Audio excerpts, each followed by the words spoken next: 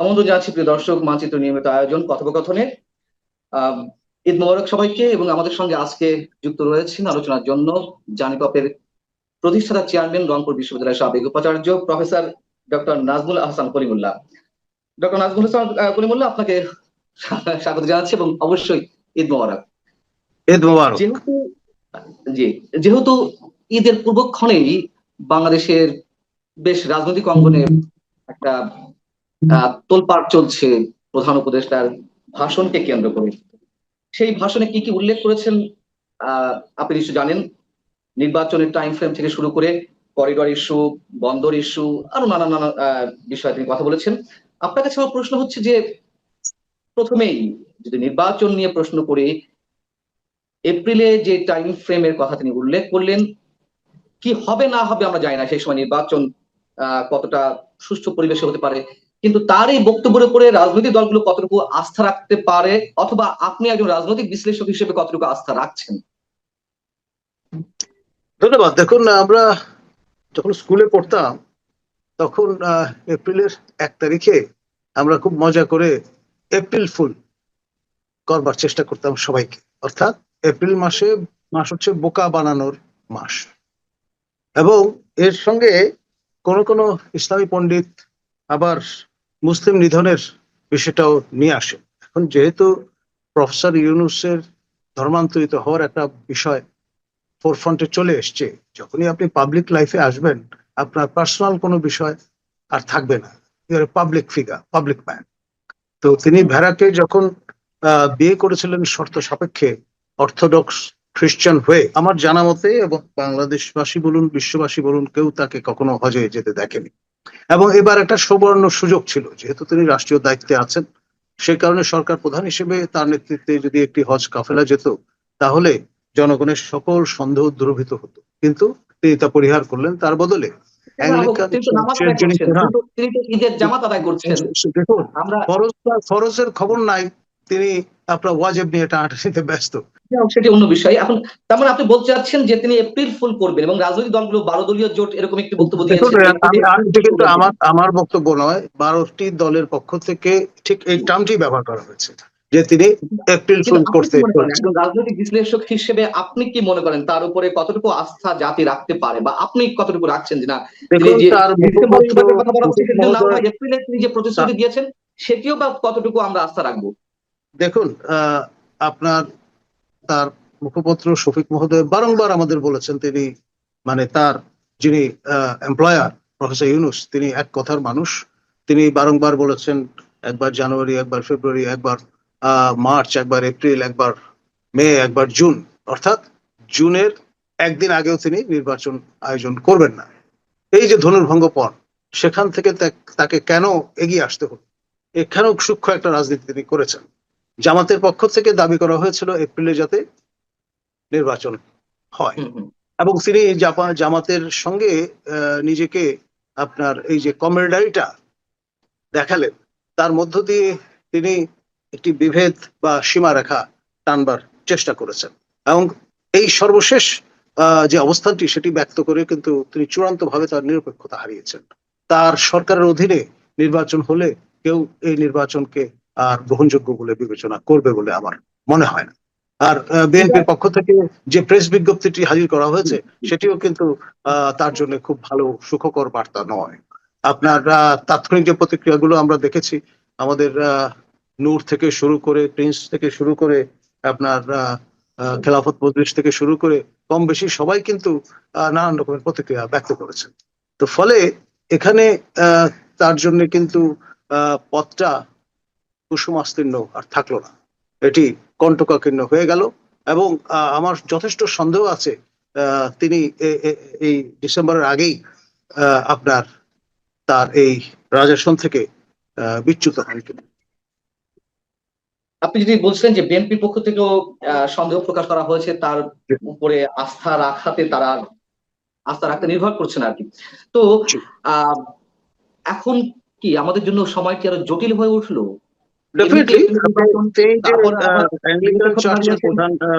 রাজা চার্লসের সঙ্গে বৈঠক করতে যাচ্ছেন, সেখানেও কিন্তু তার জন্য রাফ রিসেপশন অপেক্ষা করছে। আপনার কমিউনিটির পক্ষ থেকে যে সম্বর্ধনা দেওয়ার কথা ছিল সেটা নিরাপত্তাজনিত কারণে ইতিমধ্যে বাতিল করা হয়েছে।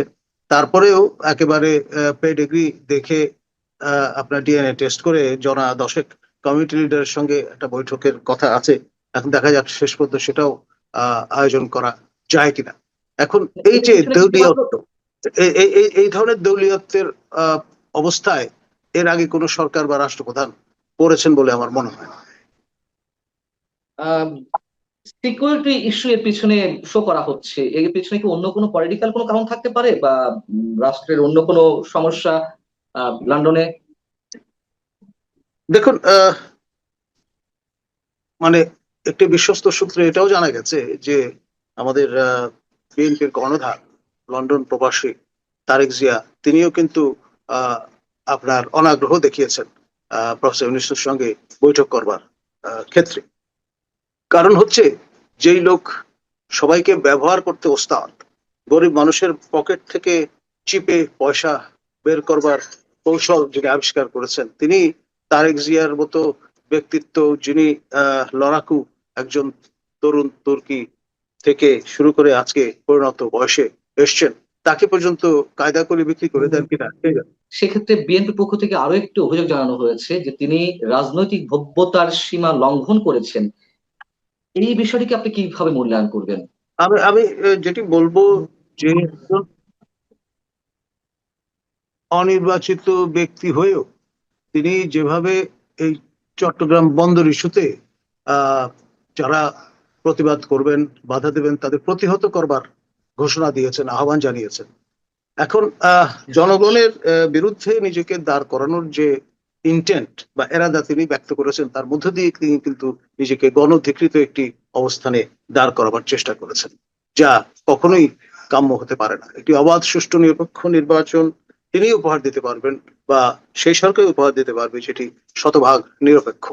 আপনার প্রফেসর ইউনূসের যে স্বপ্নের রাজনৈতিক দল, যেটি ক্রমে আপনার বেড়ে উঠছে, সেই দলের জন্য তিনি আপনার আরো 4 মাস বাড়িয়ে নিলেন দল গোছানোর প্রয়োজনে। এখন পরে আবার সেই স্পেনের মুসলিম নিধনের কায়দায় তিনি যদি এপ্রিল ফুল কার্যকরী করেন, তখন তো নির্বাচন ট্র্যাকচ্যুত হয়ে এমন জায়গায় চলে যাবে যে গৃহযুদ্ধ হয়ে দাঁড়াবে আপনার অনিবার্য বাস্তবতা। এখন এই যে যুদ্ধের হুমকি তিনি দিচ্ছেন চট্টগ্রাম বন্দর ইস্যুতে, এখন ভাবটা এরকম যে চট্টগ্রামের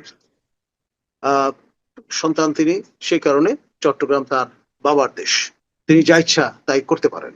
আমাদের এই চট্টগ্রামের বাইরে যাদের বাড়ি, তাদের কোনো কিছু বলবার নেই। ভাবটা এইরকম, মৌরুষি পাট্টার মতো হয়ে দাঁড়িয়েছে তার কাছে। তিনি যে কোনো মূল্যে আপনার করিডোর প্রদান করবেন, যে কোনো মূল্যে চট্টগ্রাম বন্দর বিদেশিদের হাতে তুলে দেবেন, এবং এটা নিয়ে তিনি কোন রকমের ছাড় দিতে রাজি নন। আসলে মূল বিষয়টা হচ্ছে, তাকে যারা ক্ষমতায় বসিয়েছে তাদের এজেন্ডা বাস্তবায়ন তার লক্ষ্য, এবং তিনি যদি সেটি ডেলিভার করতে না পারেন, ডেফিনেটলি তার এমপ্লয়ার যারা, তারা তাকে সেখানে হয়তো দেখতে চাইবে না। সেটা তার মাথায় আছে। সেই জন্যই তিনি ভব্যতা, সভ্যতার আপনার সকল রকমের সীমা পরিসীমা পরিহার করে আপনার নির্লজ্জ চেহারায় কান কাটা অবস্থায় জাতির সামনে আবির্ভূত হয়েছে। প্রফেসর কলিমুল্লাহ, আরো একটি স্পর্শকাতর প্রশ্ন আপনার কাছে রাখতে চাই। সেনা প্রধানত করিডোরের বিরুদ্ধে কথা বলেছেন, রাষ্ট্রের স্বার্থে, এবং একই সঙ্গে বন্দর বিদেশিদের হাতে তুলে দেওয়া হবে না সেই সতর্ক বার্তাও তিনি দিয়েছেন সবার উদ্দেশ্যে। তিনি কি একই সঙ্গে সেনাবাহিনী, বিএনপি কিংবা আর যারা বিরোধিতা করা বা করছেন, আপনি থেকে শুরু করে আমরা সবাই যারা দেশের স্বার্থে কথা বলছি, সবার বিরুদ্ধে প্রতিহত করার ঘোষণা দিয়েছেন, মানে সবাইকে প্রতিহত করার ঘোষণা আপনার কাছে এরকমটা মনে হয়? দেখুন, প্রফেসর ইউনূস যেহেতু বিদেশি স্বার্থের প্রতিভূ, সেই কারণে তিনি আমরা বনাম বিশ্ব এইরকম একটি ব্যাটল লাইন ড্র করবার চেষ্টা করছেন। আমাদের মাননীয় সেনাপ্রধান জেন্টলম্যান পা এক্সেলন, এবং সেই পারিবারিক ট্র্যাডিশন আছে বলেই তিনি কিন্তু আজকে দুপুরে সস্ত্রীক আপনার মাননীয় প্রধান উপদেষ্টার সঙ্গে ঈদের সৌজন্য সাক্ষাৎ করতে গিয়েছেন, এবং তার দিক থেকে ইটস এ গুডউইল জেস্চার। তারপরেও যদি প্রফেসর ইউনূস ট্র্যাকে না আসেন, তাহলে আসলে সবার জন্যই সেটি হবে রীতিমতো অনাকাঙ্ক্ষিত নাজুক একটি পরিস্থিতি। আপনার কাছে আমার শেষ প্রশ্ন, আহ ঈদের পরে অনেক ধরনের কানাঘুষা চলছে, টার্বুলেন্ট সিচুয়েশন তৈরি হবে দেশে, একটা অস্থিতিশীল অবস্থার মধ্যে বাংলাদেশ যেতে চলেছে খুব শিগগিরই। আপনি কি এমনটা মনে করছেন, নাকি এগুলো সব গুঞ্জন কিংবা রিউমার, প্যানিক সৃষ্টি করার মতন কিছু? দেখুন, আজ পর্যন্ত এই সরকার প্রায় 10 মাস পার করেছে, যাবতীয় যা কিছু বলেছে তাই করেছে, এবং তার উপদেষ্টা পরিষদের পক্ষ থেকে মাহফুজ মহোদয় তো গৃহযুদ্ধের আগাম বার্তা দিয়েই রেখেছেন। সুতরাং এই ঈদুল আজহার পর, এই ছুটির পরে যে সময়টা, সেটি আমার মনে হয় খুবই ঝঞ্ঝা বিক্ষুব্ধ একটি সময় আমাদের অতিক্রম করতে হবে, এবং এই যুদ্ধে হয় প্রফেসর ইউনূস গদিচ্যুত হবেন, এবং আপনার একটি অবাধ সুষ্ঠু নিরপেক্ষ নির্বাচন উপহার দেওয়ার উপযোগী একটি নিরপেক্ষ সরকার ক্ষমতায় আসবে, নতুবা আমাদের একটি যেটাকে বলে ইলেকশন ইঞ্জিনিয়ারিং প্রত্যক্ষ করতে হতে পারে। ইলেকশনের নামে দেখা যাবে যে এই 21st সেঞ্চুরির সবচেয়ে বড় ফার্স আমাদের প্রত্যক্ষ করতে হচ্ছে। আমরা চাইব দেশ লাইনচ্যুত না হোক, ট্র্যাকে থাকুক, এবং এই কোন কোন দলের নেতৃবৃন্দের ভাষায় এই সিন্ধাবাদের বুড়ো দত্ত, বিশেষ করে আমাদের বিএনপির জ্যেষ্ঠ নেতা মির্জা আব্বাস, তিনি বলেছেন, এই এই তুলনাটি দিয়েছেন যে সিন্ধাবাদের বুড়ো যাতে আমাদের ঘাট থেকে নেমে যায়, জাতি পরিত্রাণ পায়। আপনি এই মুহূর্তে যে কথাগুলো বললেন তার মধ্যে তিনটি বিষয়, একটি হচ্ছে যে ডক্টর ইউনূস গদিচ্যুত হতে পারেন সেই সম্ভাবনা রয়েছে, আরেকটি হচ্ছে যে তিনি এই অবস্থা থেকে একটা ইঞ্জিনিয়ারিং এর মধ্য দিয়ে একটা ইলেকশন তিনি করতে পারেন, আহ আরেকটি বলেছেন যে একটা নতুন সরকার আসতে পারে। তিনটেই কাছাকাছি। একটা হচ্ছে ইলেকশন ইঞ্জিনিয়ারিং করলে তিনি তার বিরুদ্ধে জনরোষ তৈরি হবে, সেখান থেকে তার গদিচ্যুত হতে পারে, আবার সেখান থেকে তোমার নতুন সরকার গঠন হতে পারে। আপনি কি আরেকটু ক্লারিফাই করবেন আমাদেরকে যে কি হতে যাচ্ছে, মানে অদূর দেখুন, ভবিষ্যতে সংখ্যা এটি রয়েছে, যদি আমাদেরকে এই দ্বিতীয় ধরনের আলোচনা করতে অন্তর্বর্তী হতো। সরকার। প্রথম জি। অন্তর্বর্তী সরকার আমাদের একটি সেরা নির্বাচন উপহার দিয়েছিল জাস্টিস শাহাবুদ্দিনের নেতৃত্বে, এবং 90 দিনের মাথায় তারা সমস্ত কাজকর্ম সেরে যে যার বাড়ি ফিরে গিয়েছিলেন। এখন দ্বিতীয় অন্তর্বর্তী সরকার আপনার এই নির্বাচনের দোহাই দিয়ে আপনার একের পর এক বিভিন্ন অজুহাত হাজির করে 10 মাস তো পার করে দিয়েছেন। জি। একজন শিশু ভূমিষ্ঠ হওয়ার জন্য 10 মাসের বেশি সময় লাগবার কথা নয়। সেখানে মনুষ্য সন্তান যেখানে জন্ম লাভ করতে পারে 10 মাসে, সেখানে তিনি কিন্তু একটি নির্বাচন এমন সময়ে করবার ঘোষণা দিলেন যেটি রীতিমতো অসম্ভব। সুতরাং এই রকমের মুখে শেখ ফরিদ বগলি ইট রেখে যার চলা, পথ চলা, তার ব্যাপারে আসলে ন্যূনতম আস্থা কারো থাকবার বা রাখবার কথা নয়। আমরা চাইব তৃতীয় অন্তর্বর্তী সরকার গঠিত হোক এবং জাতি পরিত্রাণ পাক। আপনি বলছেন দ্বিতীয় একটি বিকল্প সরকার গঠিত হোক, তাদের মাধ্যমে নির্বাচনটি হোক, এটাই আপনার প্রত্যাশা। অর্থাৎ একেবারেই নিরপেক্ষতা হারিয়েছেন আমাদের প্রধান উপদেষ্টা, তাতে কিন্তু সেটা তো কোনো চাওয়া। সন্দেহ আছে বলে মনে হয় না। জি। এবং তিনি এটা অনেকেই তার বলছেন। যে বক্তব্যগুলো, সেগুলো যদি আপনি একটু ফ্রেমে নিয়ে আসেন, তিনি বলেছেন যে নতুন দলটিকে সময় দেওয়া দরকার। এখন নতুন দল তো তার আশীর্বাদ পুষ্ট দল। এটা নিয়ে কারো যদি সন্দেহ থাকে তাহলে বুঝতে হবে যে আমরা এখনো অপরিপক্ক রয়ে গেছি। তাহলে আমি যদি একটু কনসাইজ করি, আপনার আশঙ্কার জায়গাটি কি এখানে যে তিনি গদিচ্যুত হচ্ছেন, নতুন একটা সরকার আসছে, তাদের অধীনে নির্বাচন হবে, নাকি তিনি আহ, মানে একটা প্রপার ট্রাকে উঠে নির্বাচনটি করতে পারবেন? দেখুন, এটি হচ্ছে সময়ের দাবি। আপনি একবার যখন আপনার জ্যাকেল চেহারাটি দেখিয়ে ফেলেন, তারপরে কারো আর আস্থা থাকবার কথা নয়। এখন তিনি একটার পর একটা গিমিক হাজির করছেন। এই শতাব্দীর সেরা বাজিকর হিসেবে ইতিমধ্যে নিজেকে প্রতিষ্ঠিত করে ফেলেছে। আর যাই হোক, মানুষ জাদু জাদুকর বা বাজিকরের দ্বারা চমকিত হতে পারে, কিন্তু কখনোই আস্থা স্থাপন করে না। আর এই ব্যাপারে আমাদের ধর্মীয় নিষেধ আছে। এই পবিত্র ঈদুল আজহার দিনে আমি সে বিষয়টাও সবাইকে স্মরণ করিয়ে দেব। বিএনপি সম্পর্কেও নানান ধরনের আলোচনা আছে, যে অনেকে বলেন যে শেষমেশ বিএনপি হয়তো যেদিন নির্বাচন দেবে সেটিই মেনে নেবে শেষমেশ। এগুলো হয়তো স্রেফ হুঁশিয়ারি বা হুঙ্কার ছাড়া হচ্ছে। এই কথাগুলোর কি কোনো বাস্তবতা আছে? দেখুন, বাংলাদেশের সবচেয়ে বড় সক্রিয় রাজনৈতিক দল বিএনপি নানান চড়াই উতরাই পেরিয়ে আজকে এই অবস্থাটায় এসছে। এবং আপনার বেগম জিয়া সবচেয়ে বড় আপনার শ্রদ্ধার আসনটি তিনি তৈরি করতে পেরেছেন আপসহীনতার কারণে। আমার ধারণা তার পুত্র এবং তিনি এই শেষ সময় এসে তাদের যে আপনার ইমেজ, তাদের যে পলিটিক্যাল ক্যাপিটাল, সেটি তারা স্যাক্রিফাইস করবেন বলে মনে হয় না। উম যদিও আমি বলেছিলাম যে শেষ প্রশ্ন রাখছি, তারপরে অনেকগুলো প্রশ্ন করা হয়ে গেছে। এখন সত্যি সত্যি শেষ প্রশ্ন, ডক্টর ইউনূস আসলে কি চান? তিনি কেন এইভাবে তার কার্যক্রম আমাদের সামনে তুলে ধরছেন? দেখুন, তিনি আপনার নানান কায়দায় আপনার তারকে যেই কারণে ক্ষমতায় বসানো হয়েছে, অর্থাৎ আন্তর্জাতিক শক্তি নিচয়ের যেই চার্টার অফ ডিমান্ড, তা ফুলফিল করে এবং পরবর্তী ধাপে উন্নীত হতে চান।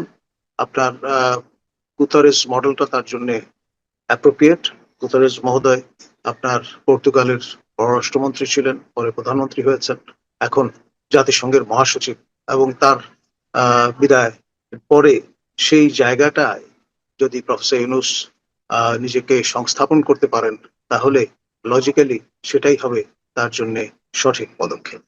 এবং সেই লক্ষ্যে তিনি চেষ্টা করবেন বিভিন্ন কারণ অজুহাত দেখিয়ে সংস্কার বলুন, বিচার বলুন, তারপর আপনার সমৃদ্ধি বলুন, এইসব অজুহাতে আপনার গুতারেসের টেনিয়রের পুরোটা সময় কাটিয়ে দেওয়ার চেষ্টা করবেন। অনেক ধন্যবাদ, অনেক ধন্যবাদ প্রফেসর ডক্টর নাজমুল্লাহ হাসান করিমুল্লাহ, আমাদেরকে সময় দেওয়ার জন্য। ঈদের এই দিনটিতেও আমাদেরকে খুব অপ্রিয় বিষয়ে কথা বলতে হচ্ছে, এটা আমাদের জন্য দুর্ভাগ্য। তারপরেও আপনাকে ধন্যবাদ আমাদের সঙ্গে যুক্ত থাকার জন্য। ভালো থাকুন। দর্শক, শেষ করছি আমরা। ধন্যবাদ। নিশ্চয়ই আপনার কথা ভাবতে চাই না, ডক্টর নাজমুল হাসান কলিমুল্লাহ বলেছেন যে এর থেকে বেরিয়ে আমাদের পরিত্রাণের পথটি খুঁজে নিতে হবে। সেই পথটি যদি ডক্টর মোহাম্মদ ইউনূস নিজে দেখিয়ে দিতে চান, ওয়েলকাম। আমরা হয়তো তেমনটাই আশা করতে পারি। আমরা নেগেটিভ কিছু উচ্চারণ করতে চাই না। ভালো থাকুন সবাই। আল্লাহ হাফেজ।